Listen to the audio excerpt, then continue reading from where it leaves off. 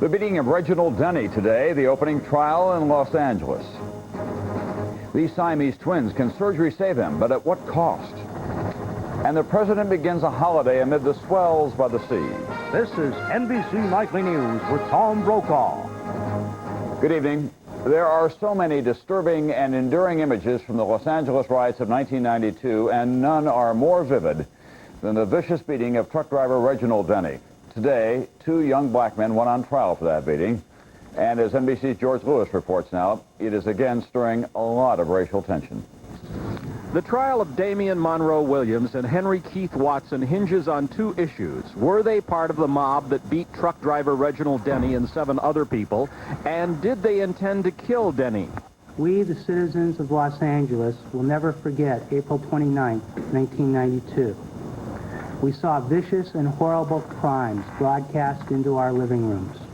The events that night were well documented by news helicopters hovering overhead and photographers on the ground as Reginald Denny was hauled out of the cab of his truck and beaten almost to death.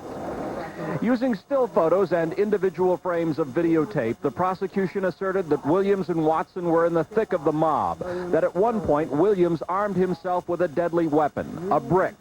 And then Williams stepped forward, after having plenty of time to decide what he's going to do. And from inches away, he hurled the brick with all his might into the side of Reginald Denny's skull. Williams, in an interview with the Los Angeles Times and a local TV station, claimed he was not the assailant shown in the pictures. I'm being accused of attempted murder and other several charges that they're alleging me of doing or accusing me of doing that I have no doing whatsoever. The trial has brought protests from blacks who claim that the white policemen involved in the Rodney King beating got off easy, while the defendants in this case could get life in prison. The prosecution points out the victims in this case were not just a white man, but also Hispanics and Asians, that many of the victims were rescued by blacks who did so at the risk of their own lives. So while the defense tries to portray this as the white man's justice system against 2 black defendants, prosecutors contend that this is a crime against all of society, and that the pictures will prove it. George Lewis, NBC News, Los Angeles. In Philadelphia tonight, doctors are preparing for a very complicated, very expensive, and controversial operation. The separation of Siamese twins, 2 little girls. The chances of survival, very slim. There are so many questions. NBC's national correspondent Bob Kerr. What would you do if they were yours, or if you were their doctor? They're 7 weeks old, share one abnormal heart, and are fused at the liver. The twins will die if they're not separated, and even if they are, one will die, and the other's chances are only about 1%. Agony for the parents who came from the Midwest today to be with the girls at Children's Hospital of Philadelphia. When I hold them, I fall apart, you know. I guess I could say I weep in private. Retha Lakeberg knew 12 weeks into her pregnancy she was carrying Siamese twins, was told then their odds of survival were slim, says she considered abortion but could not go through with it. Illinois doctors recommended taking the twins off life support machines, but today Philadelphia doctors decided to do the surgery at the parents' request. We take the position that they have the right to choose for their children, even under extreme circumstances. Many experts on medical ethics disagree. There are some procedures that have such a small chance of succeeding and are so burdensome that the ethically appropriate thing to do is to step back and not intervene. It's estimated that intensive care alone already has cost $350,000, not including drugs, lab fees, MRI tests, and nursing. Surgery could cost $28,000, plus doctor's fees. The Lakebergs have no insurance. They get $1,000 a day from the state of Indiana, and the hospital will absorb the rest. For a country struggling with the cost of care, it's difficult to separate what families may want from what society can afford. Bob Kerr, NBC News. Later tonight here on NBC Nightly News, a place with some very different kinds of health care problems. The former Soviet Union, going to the hospital there is like, well, Russian roulette. and the maiden voyage of the DCX. It could transform America's space program. Last week really scared me. My dad's stomach was really bad, but he wouldn't admit it. He has this thing about doctors. I was afraid he had an ulcer. And you know what? The doctor said Mylanta. It was indigestion, the kind that needs really strong medicine. Mylanta is strong medicine, strongly recommended. It's the antacid doctors recommend most. My doctor said Mylanta. Also available in tablets and now gel caps. Why Centrum Silver? Because you're over 50 and you're just hitting your stride. Centrum Silver vitamins. Because the latest scientific research about changing nutritional needs after 50 is built in. Centrum Silver. It's a great time to be silver. Put traction into action because Goodyear Traction is on sale now. Save on selected Goodyear Eagle Performance tires, selected Goodyear Wranglers for light trucks and vans, and save on every all-season Goodyear Aqua Tread. Save now at Goodyear. Airline passenger traffic is losing altitude at an alarming rate. Domestic airline business in July was off 10% from the same time last year. Another drop is expected this month. Our insiders report tonight, an industry in crisis. NBC's chief financial correspondent Mike Jensen has more. Another typical week for the nation's airlines. Continental laying off 2,500 workers, grounding 30 planes, and halting service to 9 cities worldwide.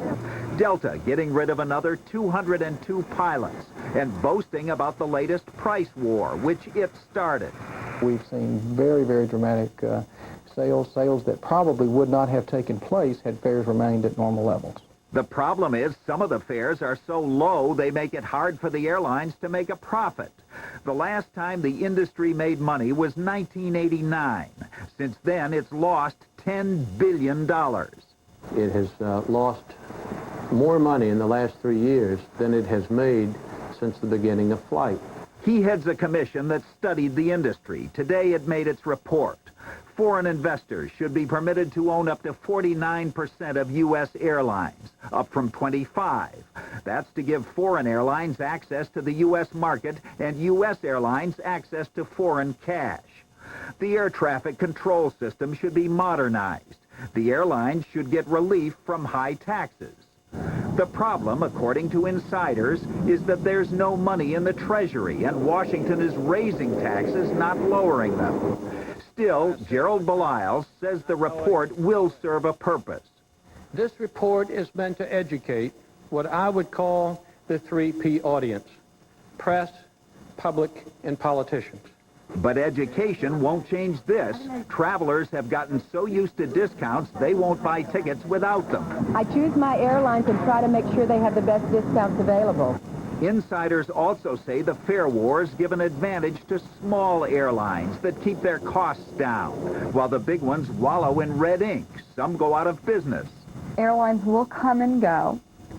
We will see smaller companies catering to different niches. And from the consumer standpoint, that'll be good because it'll always be some form of low-cost, low-fare competition out there. The low fares will continue to cost the airlines money. That is offset to some extent by all the firings and service cuts. But insiders say the days of big profits are still a long way away. Mike Jensen, NBC News, New York. In the skies over New Mexico, there's something new under the sun. The maiden voyage yesterday of a different kind of space rocket. One that comes down just the way it goes up, vertically. More now from NBC's Jim Cummins.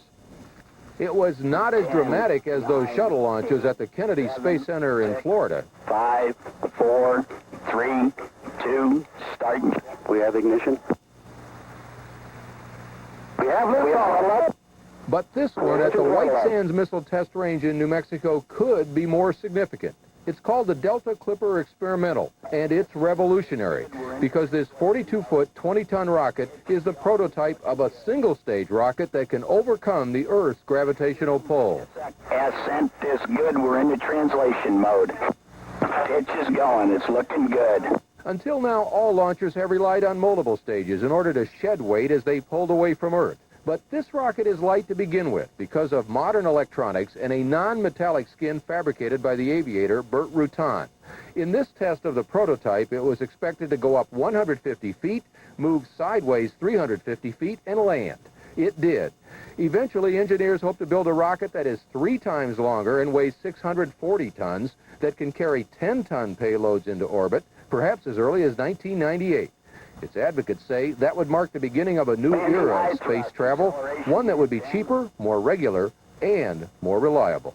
We got a touchdown. Touchdown. Wait on gear. Wait on gear. Engine shut down. All right. Jim Cummins, NBC News, reporting.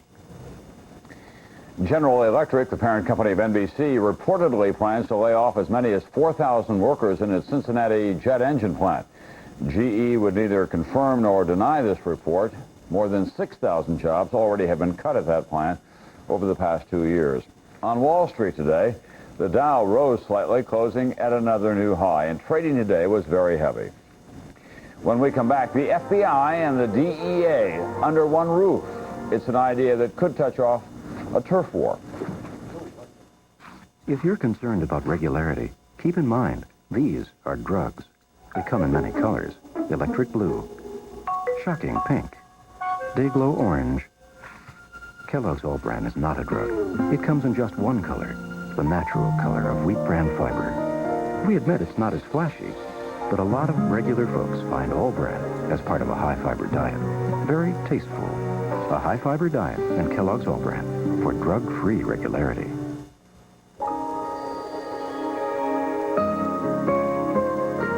It's only natural that children look to their parents for answers. So to help you explain why some things that may be fine for adults aren't right for children, Anheuser-Busch offers Family Talk, free advice from professionals to use with your kids while they're still learning to be grown up. And their favorite teacher is you. Let's stop underage drinking before it starts. It's never too late for the good taste of Smuckers. Under 20 calories per teaspoon, and jams are naturally fat-free. A good way to end your day. With a name like Smuckers, it has to be good. Hey, you know what they're doing in there? Red Lobster's got this enormous shrimp platter. You get to mix and match 30 shrimp for just $9.99. Choose a combination of grilled shrimp, fried shrimp, or scampi. Mix and match 30 shrimp, but it ends August 22nd. Why is everyone leaving? Tonight, share a special Thursday evening with the entire family. Here, here. It's the final episode of your favorite TV series. Cheers. And the last time to share it with NBC. Let me buy this champagne. Followed by a very special Seinfeld tonight, starting at 8, 7 Central on NBC. American warplanes bombed another missile site in Iraq this morning. It happened in the northern no-fly zone, according to the Pentagon. Iraq fired 2 missiles at 2 U.S. fighters, which were not hit. The fighters dropped cluster bombs, and an hour later, 2 more jets dropped laser-guided bombs on the missile battery. After 3 weeks of relative calm, more violence in the Middle East today, Arab guerrillas attacked Israeli soldiers in southern Lebanon, killing 8 of them. Israel responded with warplanes. This latest outbreak could upset the fragile peace process. NBC's Martin Fletcher is in Tel Aviv tonight. Israel buried its soldiers today, killed in South Lebanon today by Hezbollah, Muslim fundamentalists backed by Iran. 3 bombs exploded in the middle of an Israeli foot patrol in these hills, inside Israel's so-called security zone, only 2.5 miles from the Israeli border. Israel's devastating attack on Hezbollah and Palestinian bases last month killed 150 Lebanese and forced 150,000 from their homes. It was supposed to teach Hezbollah a lesson they would never forget. They didn't, and swore revenge. Today's attack, Hezbollah said, was the beginning, and it was vicious. Survivors of today's bombs were blasted by machine guns and rockets. Israel was devastated. Hezbollah was ecstatic, calling it their greatest success against Israel in 5 years. Israel immediately retaliated with air attacks on Hezbollah positions in eastern and southern Lebanon, but carefully avoided hitting Syrian army positions, which control some of the area in which Hezbollah operates. We're back to what in many ways has become a ritual that has been acted out over recent years. How will this ritual end? Ultimately, it can only end by virtue of some form of Israeli-Syrian agreement. All this shows how important it is to make real progress in the peace talks between Israel and Syria. before Hezbollah succeeds in destroying those talks. The next round of Mideast peace talks is scheduled in Washington at the end of this month. Marlin Fletcher, NBC News, Tel Aviv. In Washington tonight, while most of the government's on a summer break, a pitched battle has broken out between two federal law enforcement agencies, the Drug Enforcement Agency, DEA, and the FBI. The Clinton administration has floated the idea of merging those two agencies. More now from NBC's Jim Miklashevsky. For the past 20 years, the DEA has been fighting the drug wars, both at home and abroad. But now the DEA is fighting to survive. The idea to merge the DEA into the FBI came from the Vice President's task force to reinvent government. Al Gore said today no final decision's been made, but he strongly suggests a merger would stamp out duplication and costly competition between the DEA and FBI. If we find instances of that kind, we're going to recommend that we get rid of them. This year, DEA's budget is $718 million. That's about 1/3 of the FBI's. But unlike the FBI, DEA's only mission is to combat the flow of illegal drugs. Some argue that abolishing the DEA would be like waving a white flag to traffickers and drug-producing countries. Former DEA Director Jack Lawn. And I think that any change from the single mission concept will be a clarion call that this administration is not serious about drug enforcement. President Clinton says they're wrong. Anything we do will be designed to enhance our efforts to combat drugs, not to weaken it. Nevertheless, the idea would face strong opposition in Congress. When they start proposing abolishing DEA, they're throwing out the baby with the bathwater. So I think if they propose that, they'll be making a serious mistake. Others in Congress call it a power grab by the FBI that's been tried before but failed. Meanwhile, some Clinton officials predict the DEA will survive but work more closely with the FBI. According to one, the DEA is not a goner yet. Jim Miklashevsky, NBC News, the White House. Camp Pendleton Marine Base in California, the Navy now has stepped up its investigation into those reports that Marines may have posed for homosexual videotapes in gay magazines. That is not illegal in civilian life, but under the military code, penalties range from jail to dishonorable discharge. Basketball superstar Michael Jordan today expressed his appreciation to the officers who investigated his father's murder, and then added that he was first disturbed and then outraged by speculation in some news reports that his behavior was in some way responsible for James Jordan's death. Jordan said he lost his dad and his best friend, and the unfounded speculation about a gambling connection made his loss all the more difficult. In a North Carolina prison, meanwhile, the two teenagers accused of killing James Jordan are being kept in security cells for their own protection. Other inmates have reportedly threatened the two, saying, quote, "Send them to our cell block. We'll save the state some money." When Nightly News continues, the sorry state of Russian healthcare, even the basics, are in very short supply. When you think about plastic, you may think about things like strong, lightweight garbage cans. Think again about life-saving automotive airbags made of plastic. When you look at these plastic containers, you may wonder if they're being recycled. Take another look. Millions of them are being recycled every day, which we can use to make things like strong, lightweight garbage cans. To learn more, call this number for a free booklet and take another look at plastic. When I get gas, I may look like this, but I feel like this, painfully bloated with gas. GasX has the power to relieve gas faster than add acids. So I feel like me again. Painful gas needs the power of GasX. So, your international calling plan makes you choose a favorite country. But what happens if you add other countries or other people? Introducing the most worldwide from Sprint, the only calling plan that guarantees you savings on the 2 international numbers you call the most each month, even if they change. Once more from the top, boys.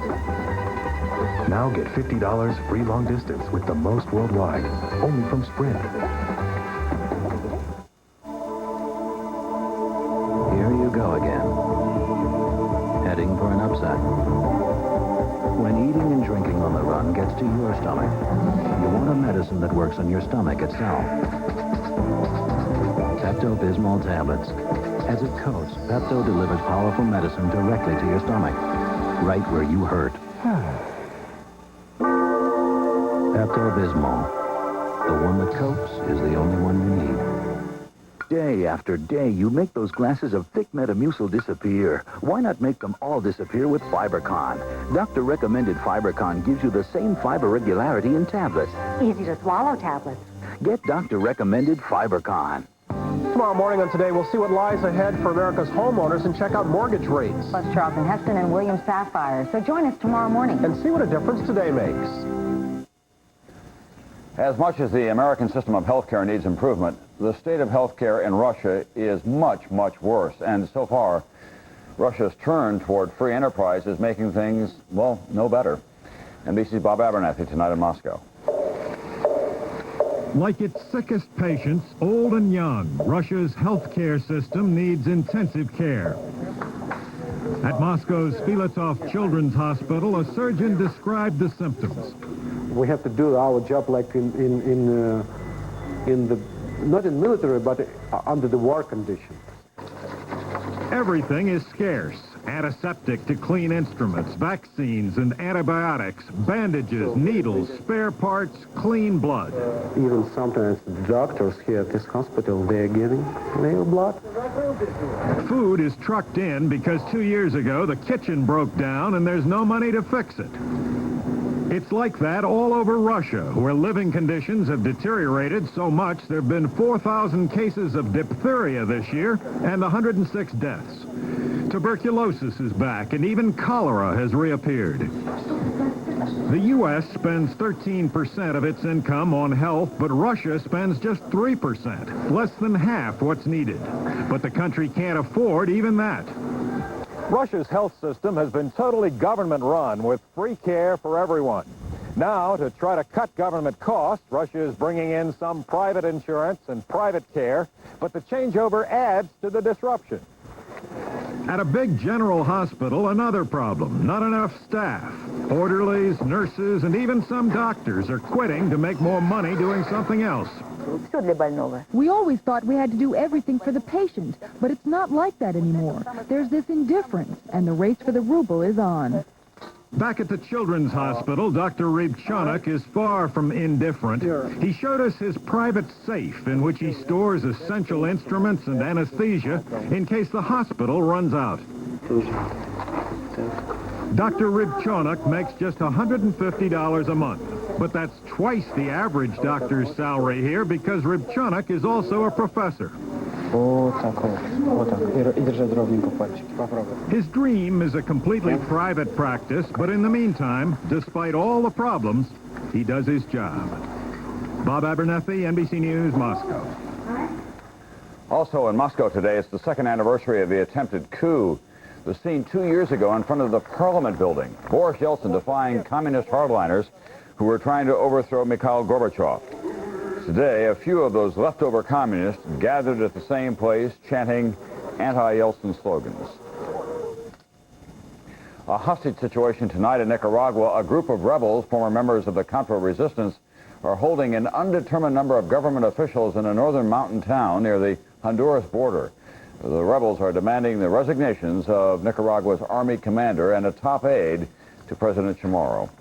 When Nightly News continues, a presidential vacation. The Clintons take the vineyard by storm. At 5 a.m., all the Millers can think about is that first get-you-going cup of coffee. That eye-opening, fill-the-kitchen aroma of Folgers Crystals. It all begins with mountain-grown beans, fresh brewed, then crystallized, for a deep, dark, rich coffee just waiting to become your welcome to the day. There's no other coffee that kicks off the Miller's morning like Folgers Crystals. The best part of waking up is Folgers in your cup. To get rid of stains on your carpet, even old stains, you can get creative. Or you can get scientific with Carpet Science. Carpet Science has a unique emulsion cleaning formula that gets out old stains like red wine, grape juice, mud, coffee, even spaghetti sauce. Getting rid of old stains? Hey, it's not rocket science. It's Carpet Science from SC Johnson Wax. Athlete's foot grows just beneath the surface of your skin, so that's where you have to get to cure it. Mycotin penetrates the skin surface with miconazole and kills the annoying fungus right where it starts. Mycotin penetrates, Mycotin cures. Give me one good reason to try new Serenity bladder control guards. This new blue layer, only Serenity has it. Pulls the wetness in quicker. Odor protection. Drier, fresher. That just feels cleaner. New Dry Layer Plus from Serenity. So frustrating. I don't know why we can't get the receptor to come. Are you done with... Most people think we make medicines. Actually, our job is to find them. I'm going to lunch. You coming? No, I want to get this show running. I'll see you down there then.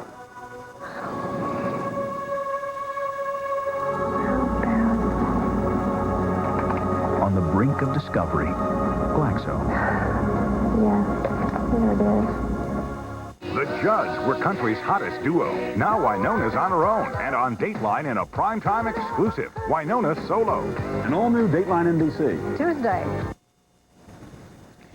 President Clinton took a long time to make up his mind where to go and then got a late start on his vacation today, which also happens to be his birthday. The first family finally got out of the White House late this afternoon. The president is 47 today, and on the short flight to Martha's Vineyard, reporters presented a birthday cake. And with good reason. They now get to join him on the Tony Island off Massachusetts, where, as NBC's Fred Briggs tells us, they'll have lots of famous company. They're here for 10 days of R&R on an island that's attracted tourists for more than a century.